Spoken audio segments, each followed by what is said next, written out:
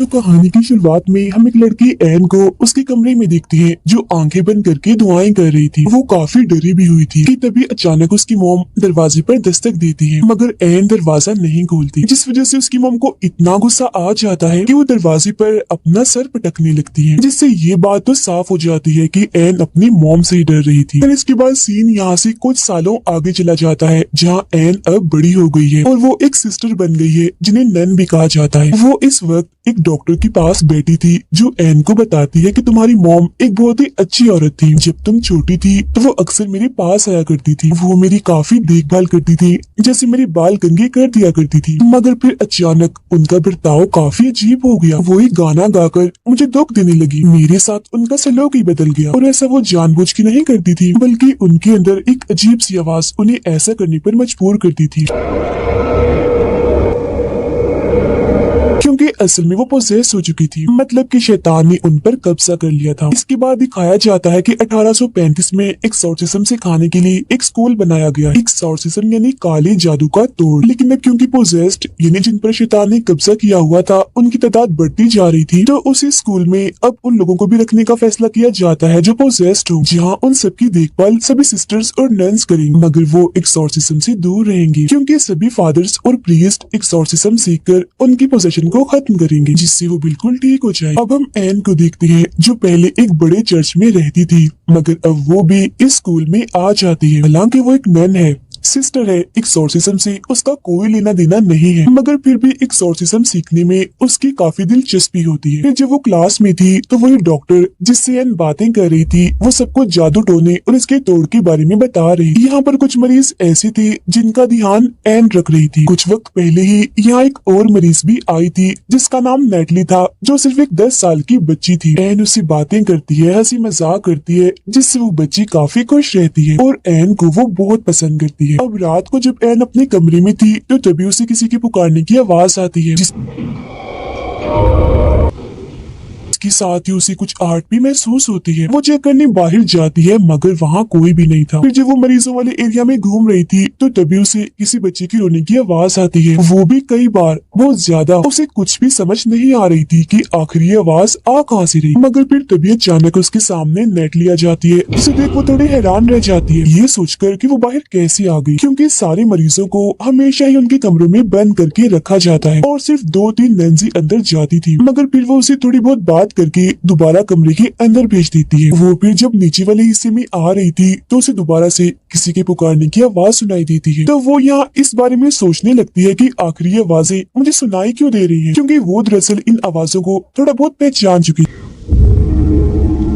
इसके बाद वो क्लास के पास से गुजरती है जहाँ हेड फादर सारे नए फादर्स और प्रीस्ट को क्लास दे रही थी और सभी को एक्सोर्सिज्म के बारे में बता रहे थे। वो यहाँ एक लड़की की वीडियो दिखाते हुए बताते हैं कि ये पोजेस हो गई थी, इस पर एक्सोर्सिज्म ने काम नहीं किया, जिस वजह से इसकी मौत हो गई, क्योंकि उस पर शैतान का कब्जा बहुत ही ज्यादा गहरा था। अब एन भी आकर चुपके से इस क्लास में बैठ जाती है, क्योंकि उसकी दिलचस्पी तो इस टॉपिक पर पहले ही बहुत थी। फादर उसे देख लेते हैं मगर कुछ नहीं कहते। आगे फादर बताते हैं कि जब हम किसी पोजेस्ड इंसान के सामने जाते हैं तो एक तरह से हम किसी जंग के मैदान में आ जाते हैं, इसीलिए हमें पूरा ध्यान रखना पड़ता है और अपने सारे हमले भी बिल्कुल तैयार रखनी पड़ती है। हमें गॉड की कई बातों को हमेशा याद रखना होता है, क्योंकि शैतान और उसके साथी हमारा ध्यान भटकाने की कोशिश करते हैं। अलग अलग चालें चलकर, जाल बिछाकर वो हमें कमजोर करने की कोशिश करते हैं, इसीलिए हमें उनका सामना काफी अच्छे से करना होगा और कुछ भी हो जाए गॉड पर यकीन रखना होगा, क्योंकि तभी हम किसी पोजेस्ड इंसान पर एक्सोर्सिज्म करके उसे ठीक कर सकते हैं, जो कि बहुत बार नहीं हो पाता और शैतान का शिकार पोजेस्ड इंसान मारा जाता है। फिर इसके बाद एन इसी लड़की की रिकॉर्ड फाइल और रिकॉर्डिंग चेक कर रही होती है, जिसमें उस लड़की ने भी एक आवाज के बारे में बताया था कि वो आवाज मुझे अक्सर सुनाई देती है। अब यही हम एक पुराने वक्त का सीन देखते हैं जहाँ एन डॉक्टर को बता रही थी कि जब मेरी मॉम पोजेस्ड थी तो उन्हें भी कोई आवाज सुनाई देती थी जो उनसे सिर्फ एक ही बात करती थी कि मैं तुम्हें नहीं बल्कि तुम्हारी बेटी एन को लेना चाहती हूँ, क्योंकि वो खास है, गॉड की तरफ से चुनी हुई सिपाही है जो हमारे खिलाफ लड़ेगी। अब लाइब्रेरी में एन और लोगों के रिकॉर्ड्स भी पढ़ना चाहती है, मगर वहाँ बैठी नैन उसे कहती है कि जो रिकॉर्ड फाइल तुमने देखी बाहर बस वही पड़ी है और इसके अलावा मैं तुम्हें कुछ नहीं दिखा सकती। अब हेड नन एन को समझाती है कि आइंदा की बात तुम कभी भी प्रीस्ट और फादर की क्लास में नहीं जाओगी, समझ गई ना, क्योंकि वहाँ एक्सोर्सिज्म सिखाया जाता है जिससे तुम दूर ही रहो। जिस पर एन कहती है एक्सोर्सिज्म सिर्फ मर्द ही करते हैं जबकि औरतें भी इसे कर सकती हैं, तो इसमें क्या बुराई है। जिस पर नन साफ मना कर देती है कि जो भी है बहरहाल तुम नहीं जाओगी, जिस पर एन को उसकी बात माननी ही पड़ती है। यहाँ पर हेड फादर भी थे जिनकी क्लास में एन चली गई थी। वो बताते हैं कि एन सीखना चाहती है तो इसे सीखने दे। नैन बोलती है एक्सोर्सिज्म सीखकर ये खतरा ही मोल लेगी जिससे मैं इसे बचाना चाहती हूँ क्योंकि मैं इसकी हिफाजत करना चाहती हूँ। इसके बाद एन एक बूढ़े मरीज की देखभाल कर रही होती है, मगर तभी अचानक वो उसकी मॉम वाला गाना गाने लगता है जो सुन वो परेशान हो गई थी। लेकिन तभी वो बूढ़ा आदमी उस पर हमला कर देता है और एन को पकड़ लेता है। वो उससे बचने की कोशिश कर ही रही थी कि तभी वो मरीज खुद ही बेहोश हो जाता है। अब इस बारे में नन और हेड फादर अपने सीनियर प्रीस्ट से बात कर रहे थे, जिस पर वो प्रीस्ट कहते हैं कि सिर्फ एन की यहाँ मौजूदगी से ही वो पोजेशन दोबारा से शुरू हो गया है। जब भी तो बूढ़े आदमी को शैतान ने पोजेस्ट कर लिया, मतलब की बात काफी बड़ी है, खतरे वाली है। जो सुन नन कहती है कि अगर ऐसा है तो हमें एन को दोबारा से बड़े चर्च भेज देना चाहिए जहाँ से वो आई है। जो सुन फौरन हेड फादर कहते हैं कि इसका कोई फायदा नहीं होगा, जगह बदलने से शैतान पीछा नहीं छोड़ती, तो मैं चाहता हूँ कि उसे यही रखकर एक्सोर्सिज्म सिखाना चाहिए। इस पर नन कहती है कि नहीं, ऐसा नहीं हो सकता, सालों से चलते आ रहे रस्म रिवाज के खिलाफ है। ये बात तय है कि कोई औरत एक्सोर्सिज्म नहीं कर सकती। फादर बोलती है कि हम उसे किसी का तोड़ करने के लिए नहीं सिखाएंगे, बस इतना उसे सिखा देंगे कि वो अपनी हिफाजत खुद कर ले, क्योंकि मुझे महसूस हुआ है कि उसका काफी करीबी ताल्लुक है। जो सुन फौरन नन बोलती है कि इसमें कौन सी बड़ी बात है, गॉड से तो हम सबका ही करीबी ताल्लुक है। जिस पर फादर कहते हैं गॉड से नहीं, शैतान से, उसका शैतान से करीबी ताल्लुक है। फिर अब अगले दिन एन एक्सोर्सिज्म वाली क्लास में जाने लगती है, जहाँ एक फादर जिसकी एन से दोस्ती हो गई थी उसके अलावा सब इस बात से नाखुश थी। क्लास खत्म होने के बाद फादर उन्हें असली एक्सोर्सिज्म की झलक दिखाने के लिए ऊपर वाले फ्लोर पर ले जाते हैं। ये एक ऐसी जगह थी जहाँ सबसे खतरनाक पोजीशन वाले लोगों को हिफाजती कमरों में रखा जाता है, और जिस कमरे के पास वो आए थे इसमें नेटली को रखा गया था क्योंकि उसका पोजीशन काफी बढ़ गया था। जब हेड फादर दो छोटे फादर जो अब एक्सोर्सिज्म सीख रहे थे उन्हें इस कमरे में भेजने का फैसला करते हैं एक्सोर्सिज्म करने के लिए, और उन्हें बताते हैं कि जिस पर तुम एक्सोर्सिज्म करने जा रहे हो वो सबसे खतरनाक शैतान है जो सबकी खुफिया राज, उनकी शर्मिंदगी और सभी गुनाहों को जानता है, जिन्हें वो फिर उस इंसान के खिलाफ इस्तेमाल करता है जिसके अंदर वो होता है, और ऐसा करके वो उसकी आत्मा को तोड़ता है। तो तुम इस चीज का खास ध्यान रखना। फिर इसके बाद वो एक्सोर्सिज्म करने के लिए उस कमरे के अंदर चले जाते हैं और अपने जादुई अल्फाज और मंत्र पढ़ने लगते हैं, लेकिन पोजेस्ड हुई नेटली पर इनका कोई असर नहीं होता। वो अब उल्टा इन्हें ही डराने लगती है और इन पर हमला कर देती है, जिसके बाद वो कूदकर सीधा जाकर छत से लग जाती है। अब इस कमरे की खिड़की के शीशे ऐसे थे जिनसे बाहर का कुछ भी नजर नहीं आता था, जबकि बाहर खड़े लोग अंदर देख सकते। एन बाहर खड़ी ये सब कुछ देख रही थी कि तभी नेटली खिड़की के पास आकर बाहर एन को देखने लगती है, जो जाहिर है इस वजह से मुमकिन हुआ क्योंकि इस वक्त वो शैतान के कब्जे में थी, और वो यहाँ एन को डराने लगती है। जैसे वो अपनी आंखों पर हाथ रख लेती है और उसके हाथों से कीड़े निकलने लगते हैं। फिर वो शैतान एन से कहता है तुम मुझे अपने अंदर आने दो, मतलब कि तुम मुझे खुद को पोसेस्ट करने दो। फिर अब फौरन ही फादर कमरे के अंदर आ जाते हैं क्योंकि बात अब बस से बाहर हो गई थी, मगर पोजेस्ड नेटली उन पर भी हमला कर देती है। जिसके बाद अब एन अंदर आती है और उससे बात करने लगती है। वो कहती है संभालो खुद को और जल्दी करो, होश में आओ। तब उसकी ये बात नेटली पर असर भी करती है क्योंकि वो फौरन ही होश में आने लगी थी, मगर तभी अचानक उसके अपने ही बाल उसके मुंह में जाने लगते हैं, लेकिन उन बालों को दोनों छोटे फादर्स पकड़ लेते हैं, जबकि हेड फादर फिर अपने मंत्र और जादुई अल्फाज पढ़ने लगते हैं, जिसके साथ ही नेटली फौरन होश में आ जाती है और वो उसके बाल बाहर निकालते हैं जिन्हें एक शैतानी हाथ में पकड़ा हुआ था क्योंकि शैतान उसके अंदर था। फिर अब कुछ वक्त के बाद दोनों छोटे फादर और एन आपस में बात कर रहे होते हैं क्योंकि तीनों की काफी अच्छी दोस्ती हो गई। उनमें से एक फादर कहता है कि एन का तरीका काम कर गया क्योंकि कहीं न कहीं नेटली उस पोजीशन में मौजूद थी जिसने तुम्हारी बात सुन ली और होश में आने की कोशिश की। ये कहकर वो उसे अपनी बहन के बारे में बताने लगता है कि मेरी बहन की शादी हुई थी, उसका बच्चा जब होने वाला था तो किसी वजह से बच्चा उसने खो दिया, जिसमें कहीं न कहीं मेरी बहन की भी गलती है, जिस वजह से वो हर वक्त सदमे में शर्मिंदगी में रहती है और मैं उसकी वजह से बहुत परेशान। फिर अब रात के वक्त एन को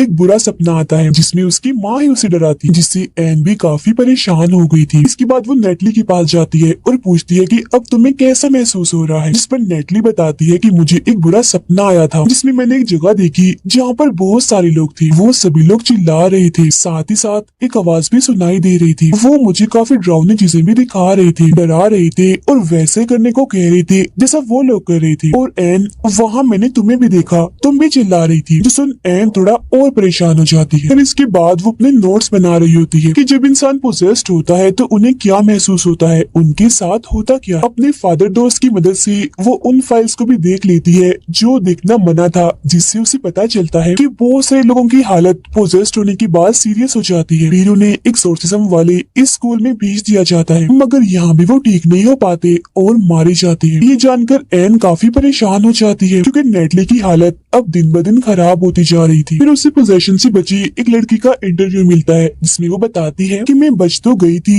मगर पोजेशन में मैंने अपने साथ बहुत गलत किया था, मतलब कि खुद को नुकसान पहुंचाया, अपना चेहरा तक बिगाड़ लिया था। मैंने ऐसा कदम इसीलिए उठाया क्योंकि जो मेरे अंदर का शैतान था जिसने मुझे पोजेस्ट किया हुआ था, उसने मुझे मेरे गुनाहों और शर्मिंदगी का एहसास दिलाया और आज भी मैं उसी शर्मिंदगी में जी रही हूँ। अब हमें माजी का एक सीन दिखाया जाता है जहां एन की मोम पोजेशन में थी और उस पर हमला करने की कोशिश कर रही थी, मगर फिर अचानक से उसकी मोम ने अपने ही जान ले ली। अब एन हेड फादर के पास आती है और उन्हें बताती है कि पोजेशन के टाइम पर शैतान उस इंसान की शर्मिंदगी और गुनाहों को इस्तेमाल करता है और जब वो इंसान अपनी शर्मिंदगी और गुनाहों पर पूरी तरह से टूट जाता है तब वो इंसान उस पर कब्जा कर लेता है। ऐसा करके वो जीत जाता है और पोजेस्ड हुए इंसान को फिर चाहे जहाँ भी भेजा जाए उसकी मौत ही होगी क्योंकि शैतान तो पहले ही जीत चुका है। इसीलिए एक्सोर्सिज्म के दौरान हमें लोगों को अंदर से मजबूत करना होगा कि वो लोग अपनी शर्मिंदगी और गुनाहों से ना टूटे, जिस वजह से वो लोग बच जाएंगे, एक्सोर्सिज्म कामयाब हो जाएगा। अब उसकी ये बातें हेड फादर को जरा भी समझ नहीं आती। उनका यहाँ सिर्फ एक ही सवाल था कि आखिर एक 10 साल की बच्ची को क्या शर्मिंदगी और क्या गुनाहों का एहसास होगा, क्योंकि बच्चे तो मासूम होते हैं, मन के पाक साफ होते हैं। तो फिर नेटली के केस में आखिर शैतान ने कैसे उस पर कब्जा किया हुआ है, अब इसका जवाब किसी के पास नहीं था, मगर जो इसकी वजह थी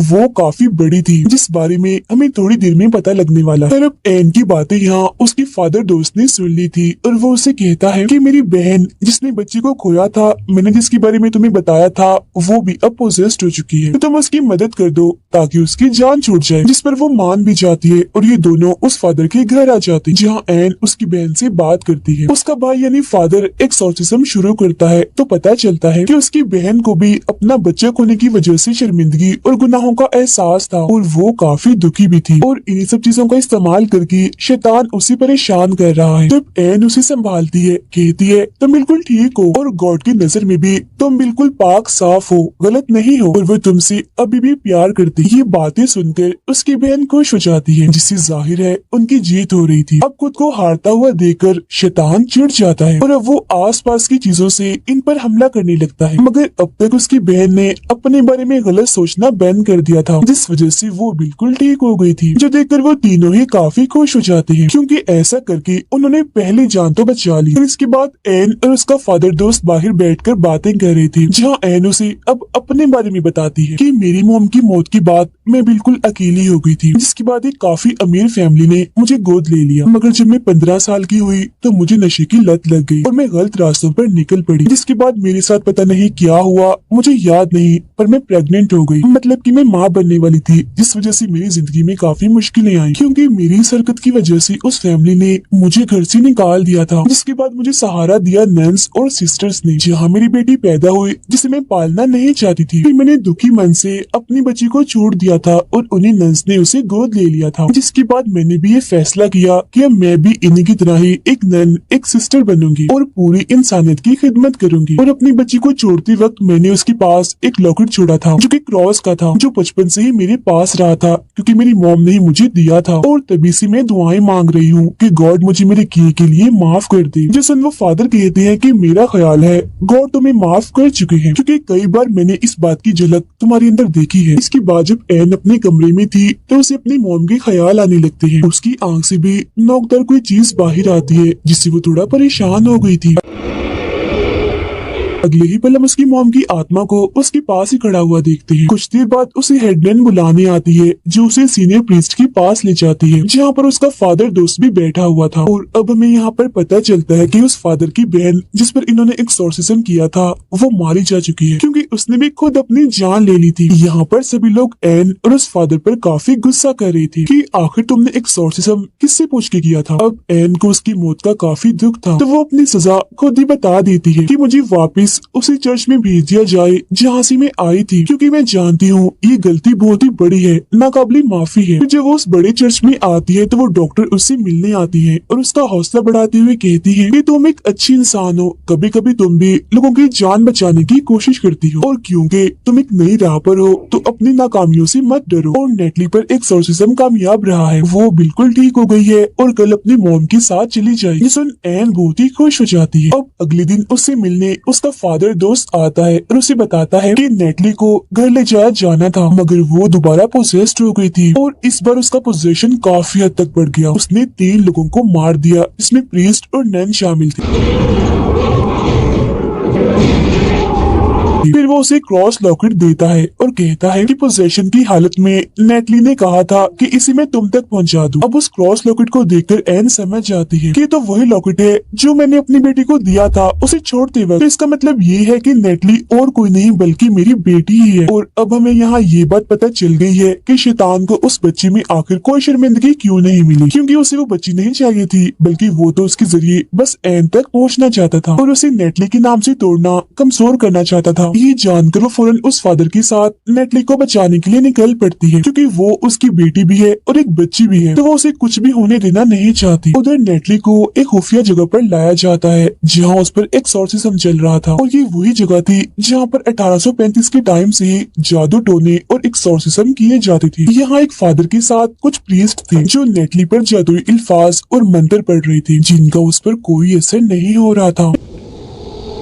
अब इतनी ही देर में एन भी वहाँ आ जाती है और बस शैतान का प्लान कामयाब हो गया था क्योंकि वो तो चाहता ही ये था। अचानक ही उसके अंदर उसकी सारी ताकतें आ जाती हैं जिनका इस्तेमाल करके सबसे पहले वो इन प्रीस्ट पर हमला करता है और उठाकर इन्हें दूर फेंकता है जिससे सारी की सारी मारी जाती है।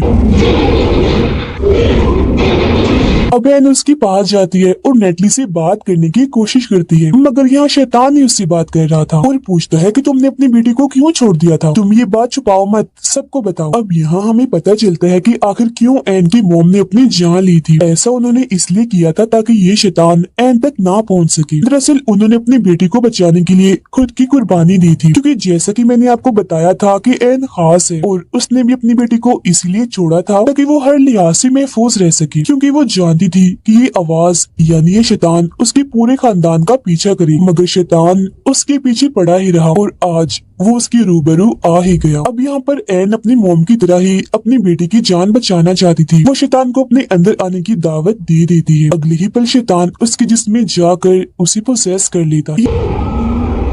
ये देख एक फादर नेटली की जान बचाने के लिए उसे यहाँ से लेकर भागने लगता है मगर यहाँ के सारे दरवाजे अपने आप ही बंद हो जाते हैं, इसीलिए वो उसे छोटी सी जगह से बाहर निकालकर छुपने का कहता है। अब एन जिसे कोई होश नहीं था क्योंकि वो पोजेस्ड थी अपनी बेटी को मारने के लिए आ रही होती है। हालांकि फादर उसे रोकने की कोशिश भी करते हैं मगर वो पहले ही बाहर आ चुकी थी। वो नेटली को पकड़कर एक तालाब में डुबोने लगती जो कोई आम पानी नहीं था बल्कि होली वाटर था। अब एन तो पूरी तरह से पोजेस्ड है जबकि फादर अंदर बंद है। तो नेटली को कौन बचाने आएगा? तो उसे यहाँ बचाने के लिए आती है उसकी नानी इनकी एन की मॉम जो हमेशा से ही उसके पास थी क्योंकि वो उसकी हिफाजत कर रही। तो अब यहाँ एन थोड़ा थोड़ा पोजीशन से बाहर आने लगती है। उसे अपनी फैमिली और अपनी मॉम के साथ गुजारे सभी अच्छे पल याद आने लगते हैं।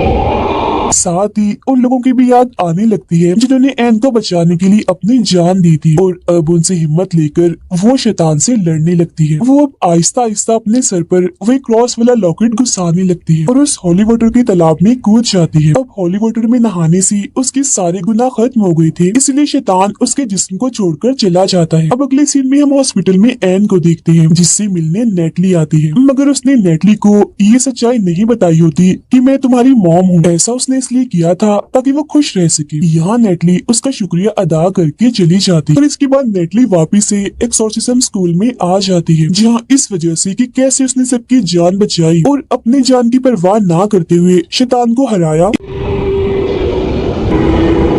इससे सब लोग काफी खुश थे। फिर सीनियर प्रीस्ट उसे कहते हैं कि अब तुम भी एक्सोर्सिज्म सीखोगी, लोगों के काम आओगी और पहली बार ये रिकॉर्ड बनाओगी कि कोई औरत भी एक्सोर्सिस्ट है जो एक्सोर्सिज्म करके लोगों की जान बचाती है। जो सुन एन खुशी से झूम उठती है। इसके अलावा भी सभी लोग काफी खुश थे। हेड फादर भी उसका हौसला बढ़ाते हैं, कहते हैं कि मैं भी तुमसे बहुत खुश हूँ, हमेशा आगे बढ़ती रहो, कामयाब रहो। साथ ही वो उसे चेतावनी भी देते हैं कि अब तुम संभल कर रहना, क्योंकि अगर तुम शैतान को जान चुकी हो तो वो भी तुम्हें जान गया होगा और अगली बार वो चाल किसी और अंदाज में चलेगा, वो अभी भी तुम्हारा पीछा नहीं छोड़ेगा। उसकी ये बात सुनकर और इस पर अमल करने का कहकर वो फौरन यहाँ से निकल जाती है। मगर जब वो गाड़ी में थी तो वहाँ एक पोजेस्ड औरत को देखती है। इसके अलावा जो उसकी गाड़ी का ड्राइवर था अचानक से वो भी पोजेस्ड हो जाता है। असल में ये सब शैतान के साथी थे जिन्हें शैतान ने ही हेल इन्हें जहन्नुम से भेजा था एन को रोकने के लिए। तब एन भी अपना क्रॉस उठाती है और उन्हें रोकने के लिए तैयार हो जाती है, जहाँ तभी अचानक वो सारे पोजेस्ड लोग उस पर हमला कर देते।